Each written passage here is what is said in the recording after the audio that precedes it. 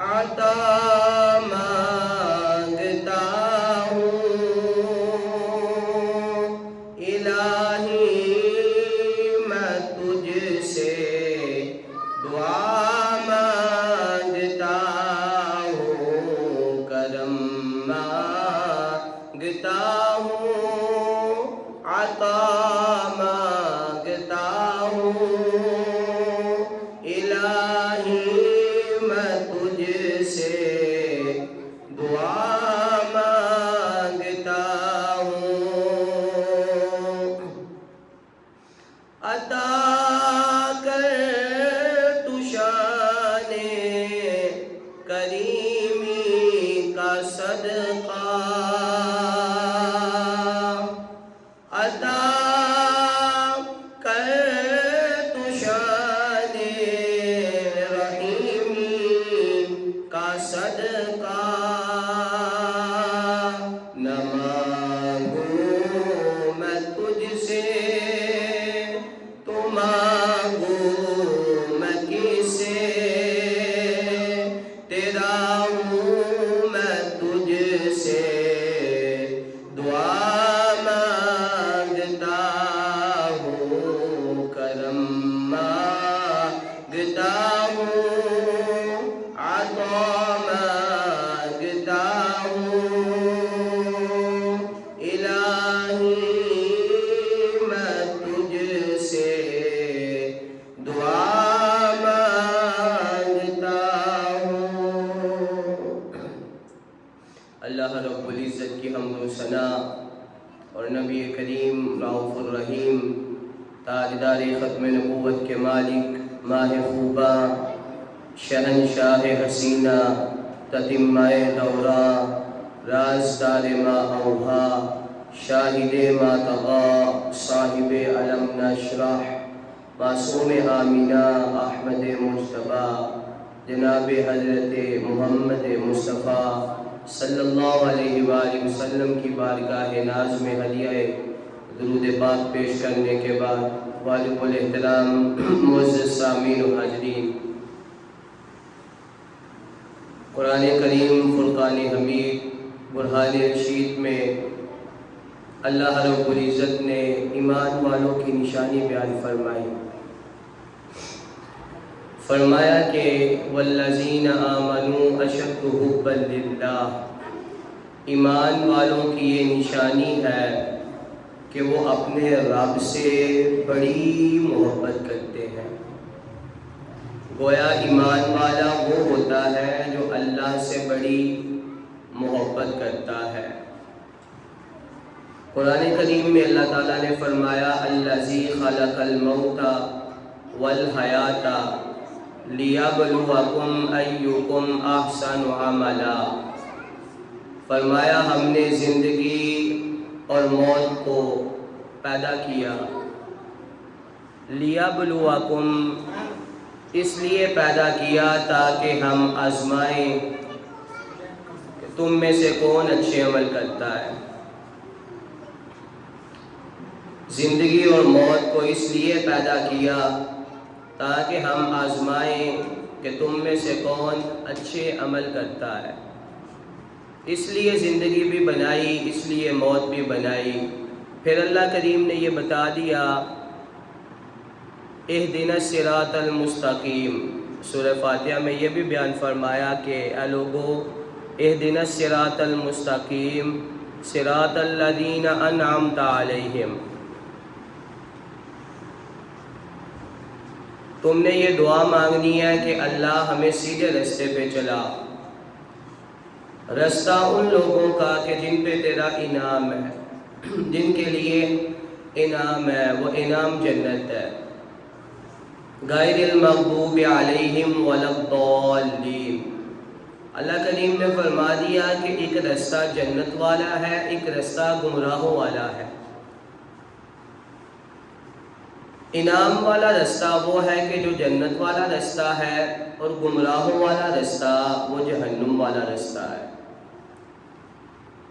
آپ دنیا میں کوئی بھی پیپر دیں، امتحان دیں، تو امتحان پہلے آؤٹ نہیں ہوتا، یہ نہیں پتہ ہوتا کہ پرچے میں پیپر میں کون سے سوالات آئیں گے، کون سے کویشچن پوچھے جائیں گے، نہیں پتہ ہوتا۔ وہ تب بھی پتہ چلتا ہے کہ جب بندہ پیپر دینے جاتا ہے۔ لیکن اللہ کریم نے ہمیں دنیا میں بھیجا۔ آپ ذرا غور کریں کہ اللہ کتنا کریم ہے، کتنا کریم ہے میرا مالک کہ اللہ نے ہمیں دنیا میں بھیجا،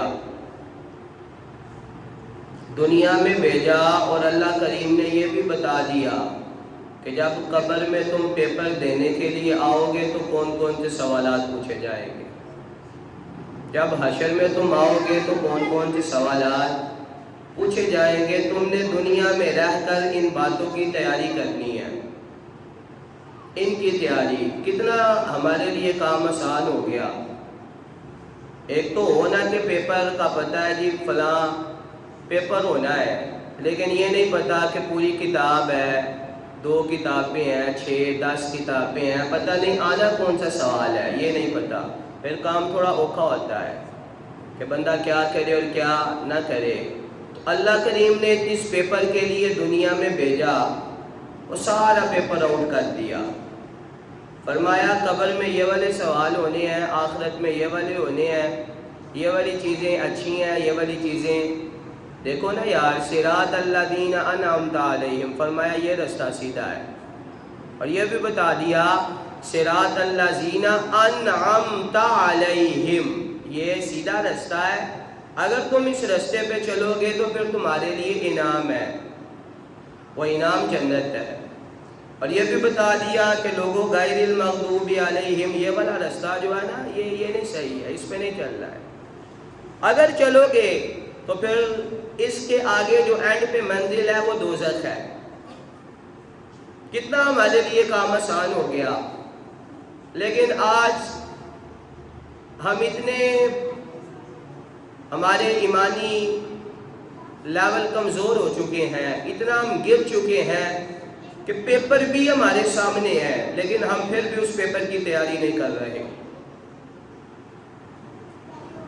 دنیا کا امتحان ہوتا ہے تو وہ پرچہ ہماری آنکھوں کے سامنے نہیں ہوتا، کتاب آنکھوں کے سامنے ہوتی ہے، لیکن کتاب میں سے ہم تیاری کرتے ہیں، محنت کرتے ہیں، راتیں جاگتے ہیں، نوجوان مساجد میں نظر آتے ہیں اور کہتے ہیں یار دعا کرنا، میرے پیپر ہے، میرا رزلٹ ہے۔ دنیا کے امتحان کے لیے اتنی محنت، اتنی کاوش، اتنی کوشش، لیکن جس امتحان کا میرے اللہ کریم نے حکم فرمایا، جو اصلی امتحان ہے، جو اصلی امتحان ہے، جس میں ہر بندے کو کامیاب ہونے کی کوشش دن رات لگاتار ہر وقت ہر گھڑی ہر لمحہ کرنی چاہیے، آج اس امتحان کی ہم کوشش، اس امتحان کو ہم بھول گئے۔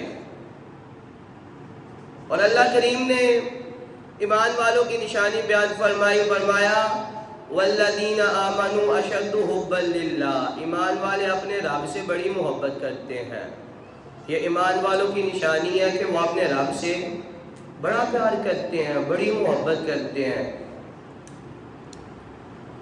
تو ہم اگر اپنی محبت کا لیول چیک کریں تو ہر بندہ آج اپنے گریبان میں دیکھے یار کس نے فجر کی نماز پڑھی ہے، اور پھر رب کی محبت اگر ہم دیکھیں تو پھر بندہ یہ دیکھے کہ یار کیا میں نے ناشتہ کیا ہے یا نہیں کیا ہے،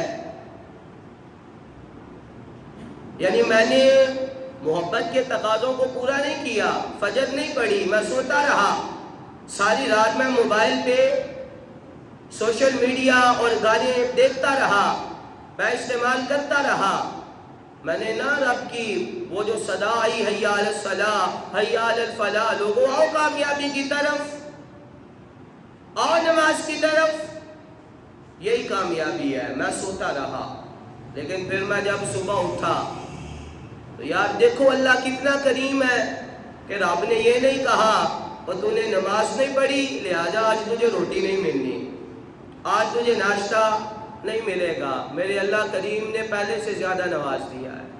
یہ رب کی محبت ہے۔ تو ہم رب کے بندے ہیں، کچھ حق ہمارا بھی بنتا ہے کہ جب رب ہم سے اتنی محبت کر رہا ہے، اللہ کی محبت کا یہ عالم ہے. اور میرے مرشد کریم، ایک دن میں ان کے پاس بلاول بھائی بیٹھا تھا تو قبلہ فرمانے لگے کہ قاری صاحب محبت کسے کہتے ہیں؟ اب باتیں تو بڑی ذہن میں تھی، خطیب بندے کے ذہن میں بڑا کچھ ہوتا ہے، لیکن کچھ جگہ ایسی ہوتی ہیں جہاں پہ خاموش بھی رہنا پڑتا ہے. میں نے کہا جی حضور آپ بتائیں، آپ بتائیں. قبلہ نے جو بات کی نا، خدا کی قسم ہے اس بات کا لطف، اور جب بھی میں وہ بات یاد کرتا ہوں وہ پیر صاحب کی آواز، ان کے لفظ، ان کی مٹھاس وہ میرے کانوں میں آج اسی طرح گونجتی ہے. آپ نے فرمایا محبت کسے کہتے ہیں؟ میں نے کہا حضور آپ بتائیں. فرمایا قاری صاحب محبت اسے کہتے ہیں کہ جو فرشتے شام کے وقت بندے کے گناہ لے کر اللہ کی بارگاہ میں جاتے ہیں، اللہ انہی فرشتوں کے ہاتھ صبح بندے کے لیے روٹی کا انتظام فرما دیتا ہے. اب لطف ہے اس بات کا کہ فرشتے روز رات کو جس بندے کے گناہ لے کے اللہ کی بارگاہ میں جاتے ہیں کہ اللہ اس نے فجر بھی نہیں پڑھی، اس کی ظہر کام میں گزر گئی، عصر سفر میں گزر گئی، اس نے عشاء بھی نہیں پڑھی، مغرب بھی نہیں پڑھی، اس نے جھوٹ بھی بولے، اس نے 2 نمبری بھی کی، اس نے کاروبار میں فراڈ بھی کیا، اس نے معاملات غلط بھی کیے، اس نے یہ بھی گناہ کیے، یہ بھی گناہ، ہر قسم کے گناہ کیے. اللہ کی بارگاہ میں وہ لسٹ وہ پیش کرتی جاتی ہے. آپ فرماتے ہیں کہ قاری صاحب محبت یہ ہے کہ اللہ پھر صبح یہ نہیں کہتا اے بندے تیری اتنی ضرورت، تو گناہ کیے ہیں، تو نے ایسے کیا ہے، اب تجھے کھانا نہیں ملے گا، اب تجھے فلاں چیز نہیں ملے گی، اب تجھ سے نعمتیں چھین لی جائیں گی. نہ اللہ اپنے بندے سے یار اتنا پیار کرتا ہے، اس کی محبت کا یہ عالم ہے کہ جو فرشتے گناہوں کا بنڈل لے کے اللہ کی بارگاہ میں جاتے ہیں، اللہ رزق کے ٹوکرے ان کے ہاتھوں میں دے کے بھیج دیتا ہے. اتنا میرا رب محبت کرتا ہے، اتنا کریم ہے. آج ہم دیکھیں کہ ہم کھڑے کس جگہ پہ ہیں. عزیزوں ذرا توجہ کرو، آپ قرآن کریم کا مطالعہ کریں. قرآن کریم میں میرے رب کریم نے فرمایا، اور میں یہاں پہ نا یہ ایک بات کلیئر کروں، ذرا توجہ میری طرف کیجئے گا. لوگ کچھ نوجوان ہیں، انہوں نے مجھے یہ پرسنل بھی میسج کیے جی علماء کہتے ہیں ترجمے سے قرآن نہ پڑھو، اس کی وجہ کیا ہے؟ یہ بات ذرا یوٹیوب کی حد پہ بھی جاتی ہے، یہ میں کلیئر کروں. علماء یہ نہیں کہتے کہ ترجمے نہ پڑھو، علماء یہ کہتے ہیں کہ ہر کسی کا ترجمہ نہ پڑھو. ترجمہ پڑھنا ہے تو سید اعلیٰ حضرت کا ترجمہ پڑھو، کنز الایمان پڑھو، ضیاء القرآن پڑھو، وہ ترجمہ پڑھو کہ جس سے تمہیں قرآن کی سمجھ بھی آئے اور دل میں عشق مصطفیٰ کی چنگاری بھی لگ جائے. علماء یہ نہیں کہتے ترجمہ نہیں پڑھنا.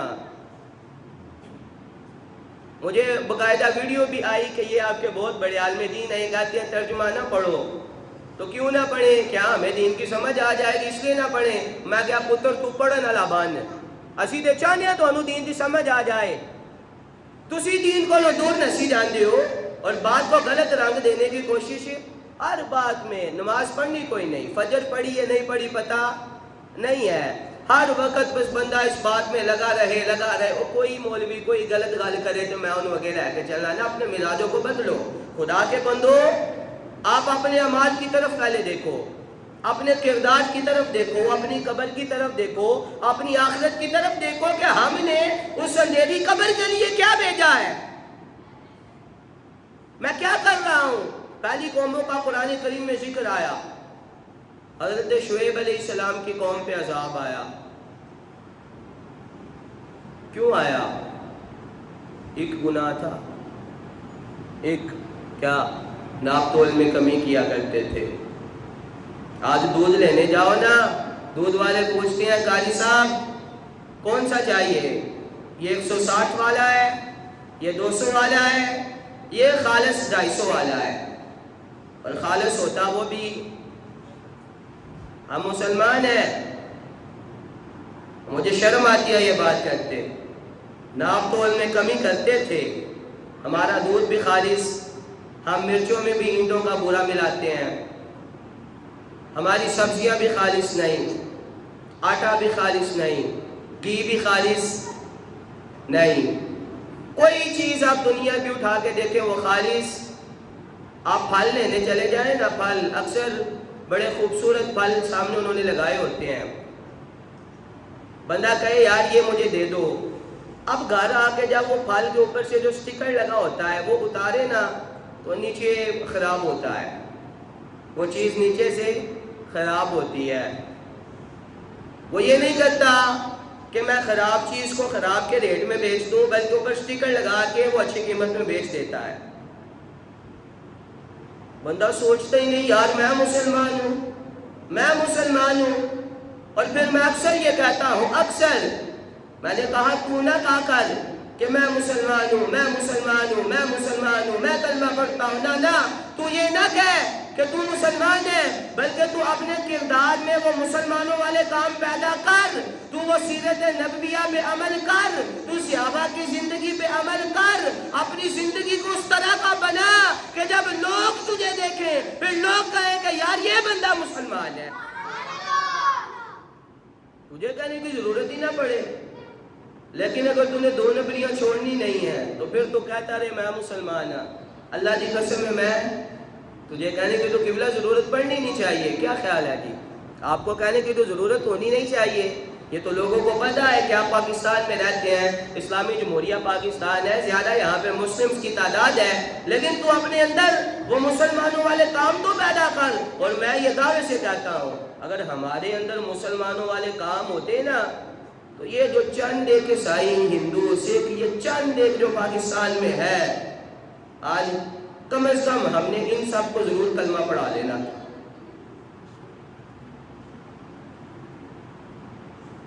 اور میں بڑے دکھ کے ساتھ آپ کو ایک بات عرض کروں، ایک نا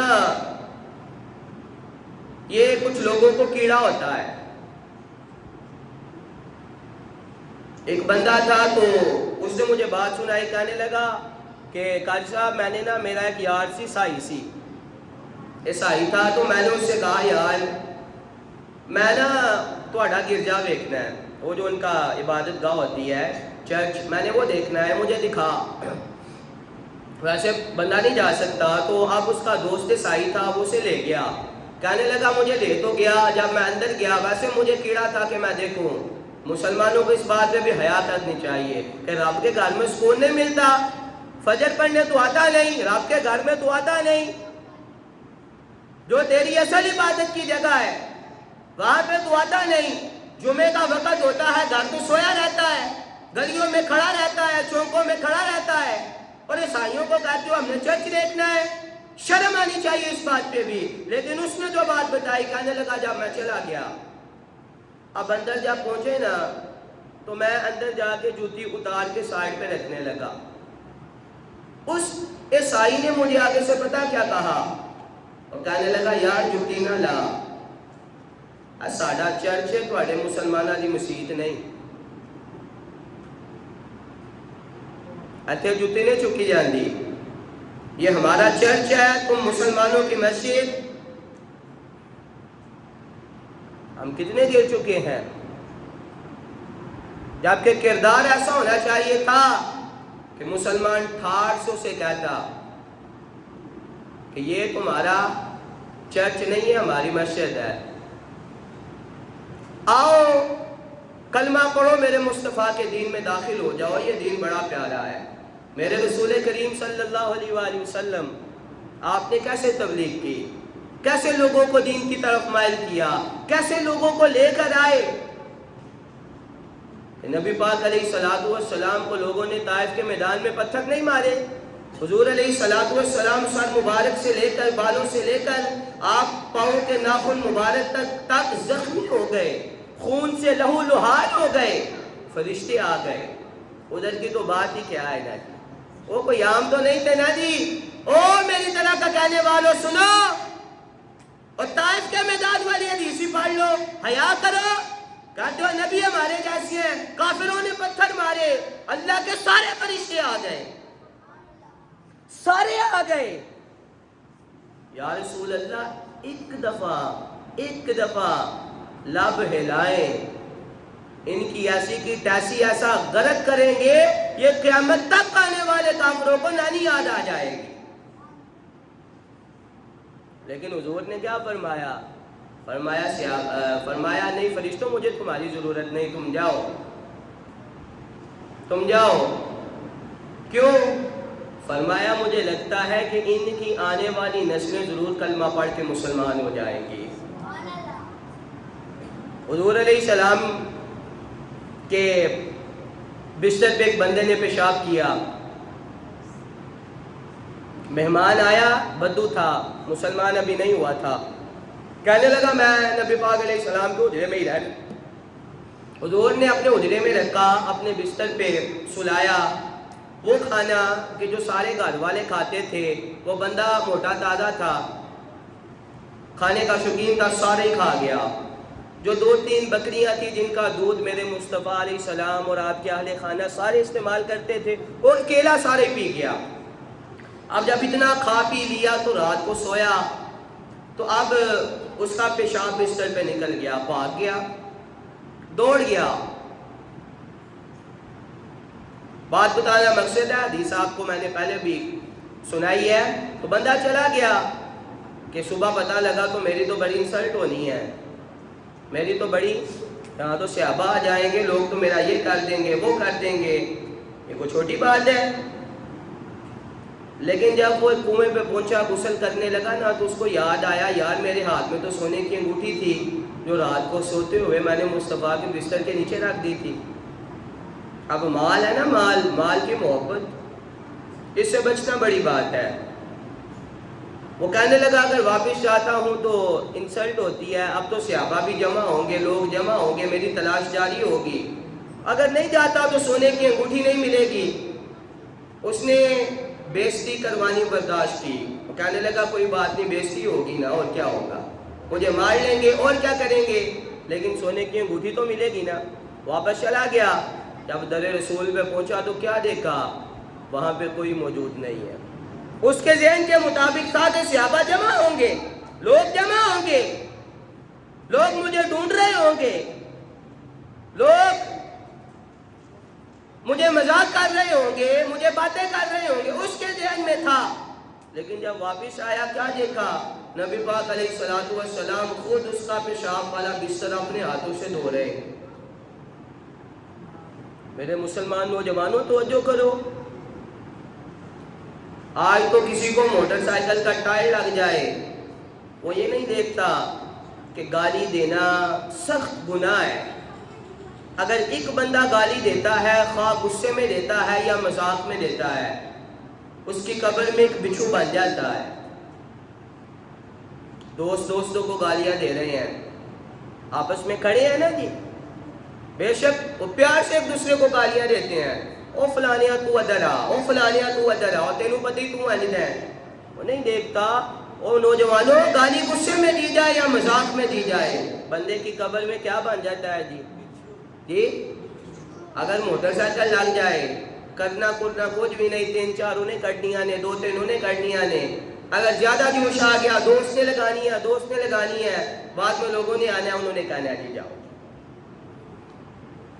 یار میرے نبی پاک علیہ السلام کا طریقہ تو دیکھو، حضور کی زندگی پہ عمل کرنے کی طرف تو آؤ۔ نبی پاک علیہ السلام آپ اپنے مبارک ہاتھوں سے بستر دھو رہے تھے۔ اس بندے نے جب یہ دیکھا تو وہ کہتا ہے کہ میرا تو گویا کسی نے روح قبض کر لی ہے، میرے رونگٹے کھڑے ہو گئے۔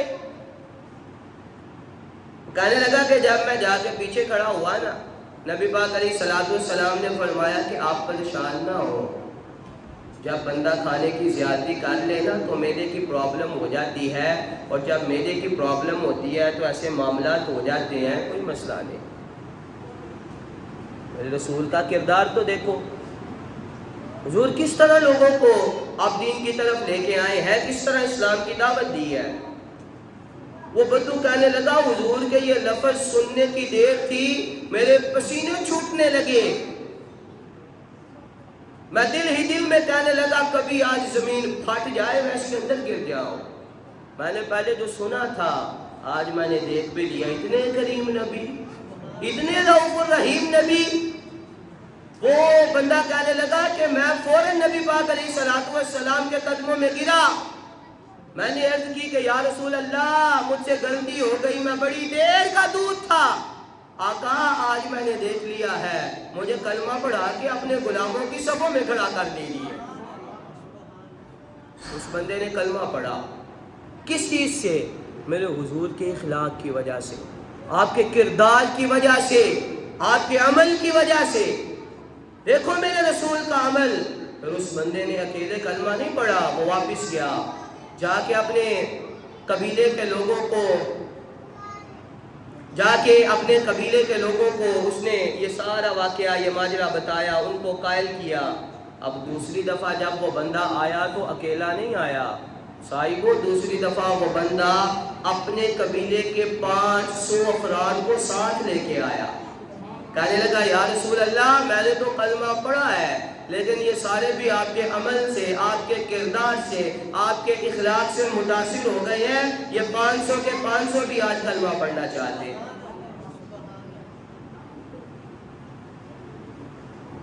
میں کہتا ہوں تو نہ کہ میں مسلمان ہوں. یار اپنے اندر وہ بات پیدا کر کہ تجھے لوگ دیکھ کے کہیں کہ یار واقعتاً یہ بندہ مسلمان ہے, اس کے اندر مسلمانوں والے کام ہیں, اس کے اندر مسلمانوں والی کیٹاگریز ہیں, اس کے اندر اس کے اخلاق میں مٹھاس ہے, اس کی گفتگو ایسے کرتا ہے کہ یوں لگتا ہے کہ یہ واقعہ اسلام کا شہزادہ ہے, واقعہ اسلام کا شہزادہ ہے. لیکن آپ غور کریں کہ آج نہ ہمارا جینا دین کے مطابق ہے, نہ ہمارا مرنا. زندگیاں بھی ہم کفار کے طرز عمل پہ گزارتے چلے جا رہے ہیں, اور جو ہماری موتیں ہیں آج وہ بھی کفار کے, وہ بھی دین کے مطابق نہیں ہے. ہوتا کیا ہے, مرنے والا جب چلا جاتا ہے, جب وہ جاتا ہے تو حضور علیہ الصلوۃ والسلام نے فرمایا اس کی قبر پہ اتنی دیر بیٹھ کے قرآن پڑھو, ذکر و اذکار کرو, جتنی دیر ایک اونٹ ذبح کر کے اس کے گوشت کو تقسیم نہ کر دیا جائے. لیکن یہاں پہ کیا ہوتا ہے, یہاں پہ طرز عمل یہ ہے کہ جو دوسرے ہوتے ہیں وہ تو دوسرے ہیں, گھر والے بھی وہ بھی کہہ رہے ہوتے ہیں قاری صاحب ذرا جلدی کریو, اسی ویکنا پیچھے روٹی کٹی تے نہیں. اور پھر جب نماز کا وقت آتا ہے, نماز جنازہ کے لیے 2 دن دکان بند رکھنی پڑے, حضرت دکان بند رکھتے ہیں. کیوں؟ کیونکہ میں نے منہ دکھانا ہے, میں نے جا کے ناک دکھانا ہے, خاندان میں ناک پوچھی رہنی چاہیے. میں اگر نہ پہنچا تو مسئلہ خراب ہو جائے گا. لیکن جب نماز کا وقت ہوتا ہے, وہی بندہ وہ کہہ رہا ہوتا ہے کہ یار یہ تو باقی کا ٹائم ہے, 2 مہینے سے میں ویلا ایسا کام بھی ہونی شروع ہوا ہے. میری مسجد بازار میں ہے, ہماری مسجد فل ہوتی تھی, اچانک ہفتہ ہو گیا نمازی کم ہو گئے. میں نے اس کی وجہ تلاش کی کہ وجہ کیا ہے. قبلہ وجہ یہ نکلی کہ بازار میں نا کام شروع ہو گیا ہے, عید کے بعد کام نہیں تھا, رش نہیں تھا, اب رش شروع ہو گیا ہے. یار ہم مسلمان ہیں, والذین آمنوا اشد حبا للہ, ایمان والے وہ ہوتے ہیں جو رب سے بڑی محبت کرتے ہیں. تو لوگوں نے کہا کہ نماز پڑھنے ہم اس لیے نہیں آ رہے کہ بازار میں رش بڑا ہو گیا ہے.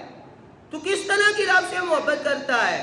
رب تجھے بلاتا ہے نماز پڑھنے کے لیے, حی علی الصلاۃ حی علی الفلاح, تو کہتا ہے کہ کام کے دن شروع ہو گئے ہیں.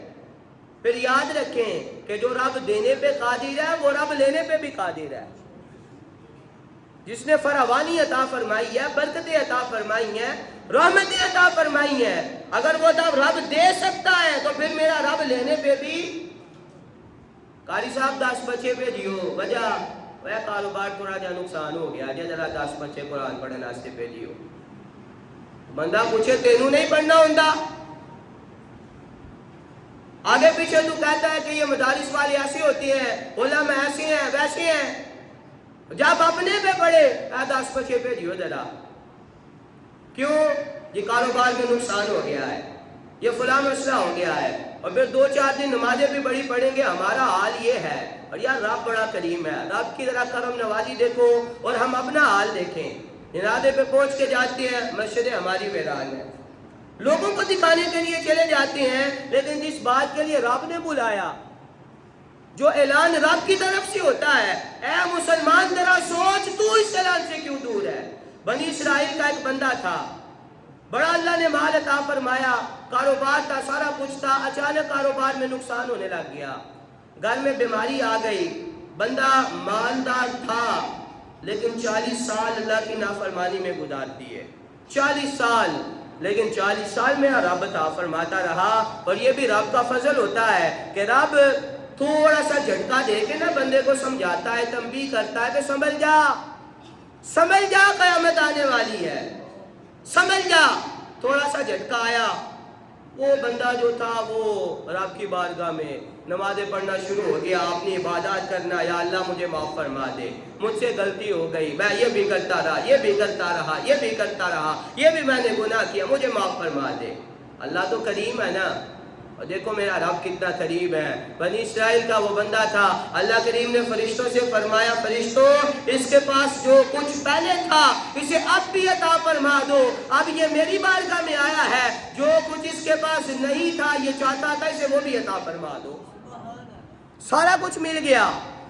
پھر ہم کیا کرتے ہیں؟ وہ بندہ کہنے لگا، جی یہ تو پھر میرے دماغ کا کمال ہے نا جی، جب نقصان ہوا کاروبار میں پھر میں ادھر بھاگا، میں فلاں بندے سے ملا، میں فلاں سے ملا، میں نے اس سے بات کی، میں لاہور گیا، میں پسرور گیا، میں نے یہ کیا وہ کیا، میں نے یہ کیا، سارا تو میرے دماغ کا کام ہے، یہ سارا دماغ کا کھیل ہے، میں نے دماغ سے، یہ شاطر بندے کا کام ہے، یہ سارا کچھ میری اپنی محنت سے ہے، یہ میں نے سارا کچھ خود پھر کھڑا کر لیا، میں نے سٹینڈ کر لیا، یہ کر لیا، نمازیں بھی گئی، سارا کچھ گیا۔